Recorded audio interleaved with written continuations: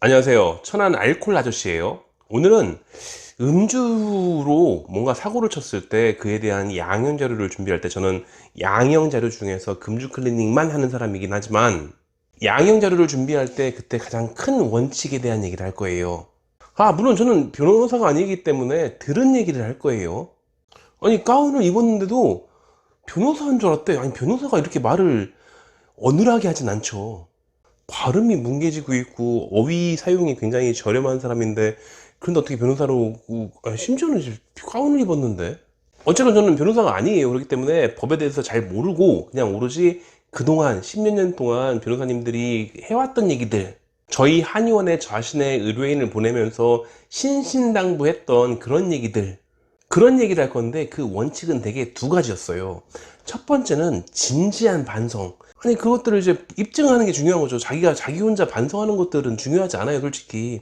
자기가 정말로 반성하는 것들을 증빙을 해야 되는 거지.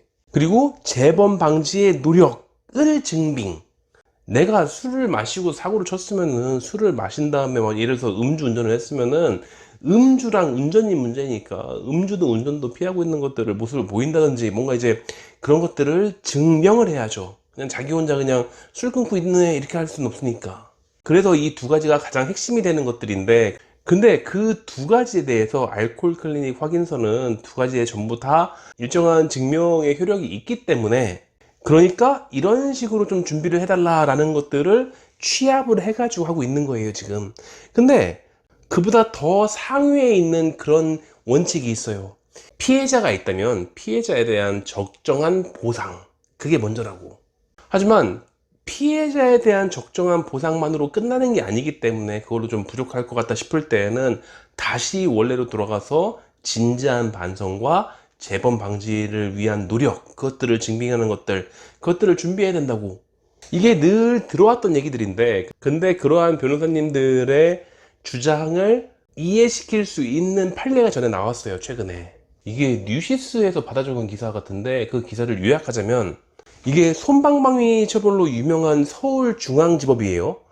아니, 이거는 제가 그렇게 생각한다는 게 아니고, 그리고 무슨 그런 썰이 있다든지 소문이 아니라 실제로 통계예요. 실제로 다른 지역에 비해서 징역형이 절반 정도밖에 안 나온대요. 어지간히 준비를 해가면은 벌금형으로 끝내준다고. 이건 실제로 통계 발표가 있는 거예요. 그러니까 서울중앙지법 요 얘기까지만 들어도 징역형이 나올 확률이 굉장히 낮아지는 거예요. 이 사건은 피해자가 3명이 있어요. 근데 그 3명이 전부 다 전치 2주. 사실은 톡 치면 전치 2주예요. 물론 엄청나게 아파도 뼈가 부러지지 않았으면 전치 2주가 나올 경우가 더 많아요. 어쨌건 전치 2주는 기본적으로 경상이에요. 경상자 3명의 피해자가 있는 거죠. 근데 모두 물피 변제를 했고, 그리고 그 3명의 피해자들 전부 다에게 용서를 받았어요. 그래서 처벌 불원서라는 그 탄원서도 받은 거예요. 사실 이 운전자는 무보험이긴 했었는데, 생각해보면은 어차피 면책금에 대한 개정 때문에 음주운전의 경우에는 이게 보험이 있든 없든 상관이 없어요. 그냥 전부 다 내 돈 내는 거야. 그래서 내 돈 전부 다를 가지고서 그 피해에 대한 물피라든지 인피에 대한 거라든지 형사 합의라든지 전부 다 본 거예요. 어차피 보험이 있으나 없으나 전부 다 자기가 돈을 내야 되거든. 그 처벌 불원서는 충분히 만족할 수 있는 정도의 합의금 협상이 됐다는 얘기죠. 3명이면은 셋 중에 1명 정도는 조금 이제 힘든 경우가 있을 텐데 그걸 전부 다 합의를 마친 거예요. 그러니까 돈도 어지간히 썼을게요. 그러니까 솜방망이 처벌로 유명한 법원에서 거기에서 피해자가 있긴 했지만 그 피해자들을 전부 다 형사 합의를 맞춰 가지고서 그분들이 전부 다 용서를 하겠다고, 그래서 처벌을 원하지 않는다라고 하는 탄원서를 써줬어. 여기까지 얼마나 좋아요. 내심 선처를 기대할 만도 한데, 근데 결과적으로 나온 것들은 징역 1년 4월 실형.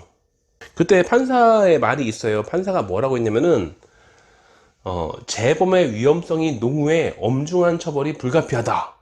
근데 그나마 피해자들이 처벌을 원하지 않는다고 하고, 전에 2번의 음주운전이 있지만 벌금형을 넘긴 적이 없다 하니 그나마 더 때리진 않고 1년 4개월에 그쳐주겠다.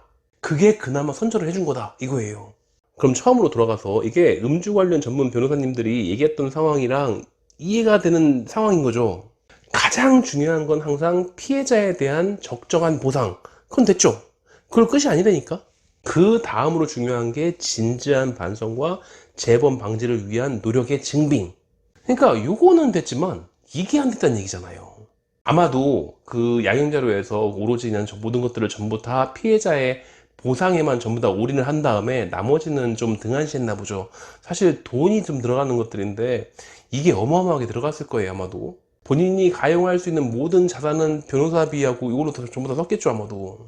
이런 일이 종종 있기 때문에 변호사님들이, 그러니까 내가 무슨 이제 적금도 깨고 펀드도 팔고 주식 팔아버리고 손절하고 이렇게 했어도 뭐 이거 해라 저거 해라 말이 많단 말이에요.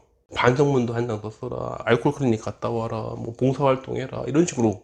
왜 그런지 알 수 있겠잖아요. 그냥 단지 피해자에 대한 보상을 하는 것들은 당연히 해야 되는 거, 피해자에 대한 보상은 안 하면 아주 작살나는 거. 근데 그것만으로 전부 다 해결되는 건 아니란 얘기죠.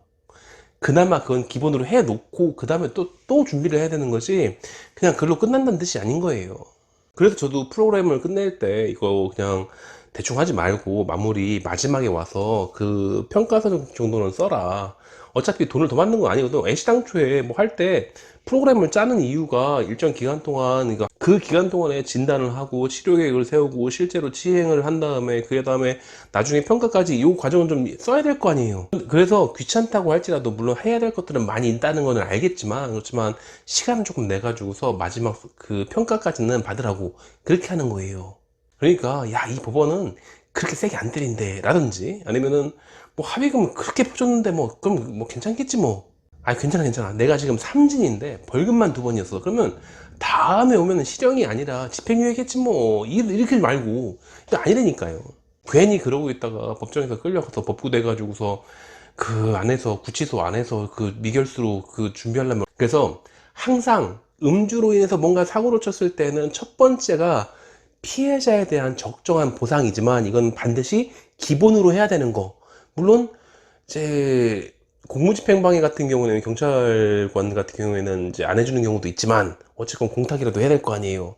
근데 그걸로 끝나는 게 아니라 그 다음에 필수로 해야 되는 것들은 진지한 반성, 그 반성의 증명, 그리고 재범 방지를 위한 노력, 그리고 그 노력의 증명, 이렇게 되는 거죠.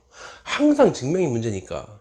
그러니까 피해자에 대한 합의를 했다고 해가지고 전부 다 끝난 걸로 착각해가지고서 그냥 넋 놓고 있지 말고 끝까지 준비는 잘 하세요. 안타까운 마음에 늘 하는 말이지만 잘못은 했지만 재기의 기회는 얻을 수 있어야죠. 그때까지 노력은 열심히 하세요.